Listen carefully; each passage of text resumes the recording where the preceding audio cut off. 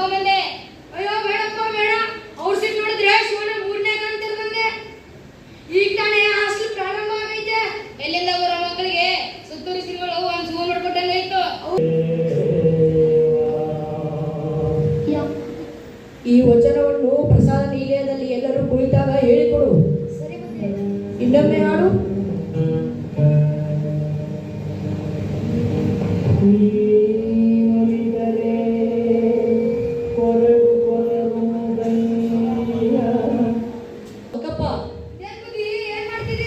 ಕಾಣಿಸಲ್ವೇ?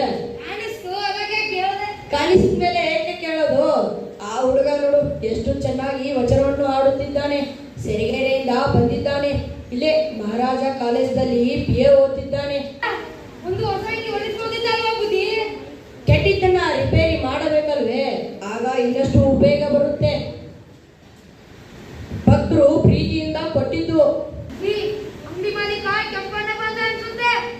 ಅವನಿಗೆ ಬಹಳ ದಿನಗಳಿಂದ ಅಂಗಡಿ ಬಗ್ಗೆ ಕೊಟ್ಟಿಲ್ಲ ಅನ್ನಲ್ಲ, ಈಗ ಬಂದಿದ್ದಾನೆ. ಎಲ್ಲೇ ನಿಮ್ಮ ಸ್ವಾಮಿಗಳು? ಇಲ್ಲೇ ಹೋದ್ರು. ಇಲ್ಲೇ ಹೋದ್ರು. ರಾಮಾಯ ಓಂ ಶಾಂತಿ ಏಕಬಿಲ್ವಂ ಶಿವಾರ್ಪಣಂ ತ್ರಿಶಾಖೈ ಬಿಲ್ವಪತ್ರೈಶ್ಚ ಅಚ್ಛಿದ್ರೈಃ ಕೋಮಲೈ ಶುಭೈಃ. ಶಿವರಾತ್ರೀಶ್ವರರ ದಯೆಯಿಂದ, ನಮ್ಮ ದೊಡ್ಡ ಗುರುಗಳ ಆಶೀರ್ವಾದದಿಂದ, ನಮ್ಮ ಶಿಷ್ಯ ಕೋಟಿಯ ನೆರವಿನಿಂದ ಇಷ್ಟೆಲ್ಲ ಆಯಿತು. ಶಿವಾಯ. ಇದರಲ್ಲಿ ನನ್ನದೇನೂ ಇಲ್ಲ. ಸಮಾಜದಿಂದ ಪಡೆದದ್ದನ್ನು ಸಮಾಜಕ್ಕೆ ನಾನು ಕೊಟ್ಟಿದ್ದೇನೆ. ಈ ಸಂಸ್ಥೆಯಿಂದ ಉಪಯೋಗ ಪಡೆದುಕೊಂಡವರು ನಮಗೆ ಕೃತಜ್ಞರಾಗಿರಬೇಕೆಂದು ನಾವು ನಿರೀಕ್ಷಿಸುವುದಿಲ್ಲ. ನೀರು ಹಾಕಬೇಕಿಲ್ಲ. ನಮಗೆ ಮರಣವೇ ಮಹಾನವಾಗಿ. ಶಿವರಾತ್ರೀಶ್ವರ. ಬೇಡಿದವರ ಬಯಕೆಯ ತುಂಬಿ, ನೀಡಿದವರ ನಿಜವ ನಂಬಿ, ಸುತ್ತೂರು ಸ್ವಾಮಿ ಬನ್ನಿ, ಅವತಾರ ಎತ್ತಿದ ಸ್ವಾಮಿ ಬನ್ನಿ.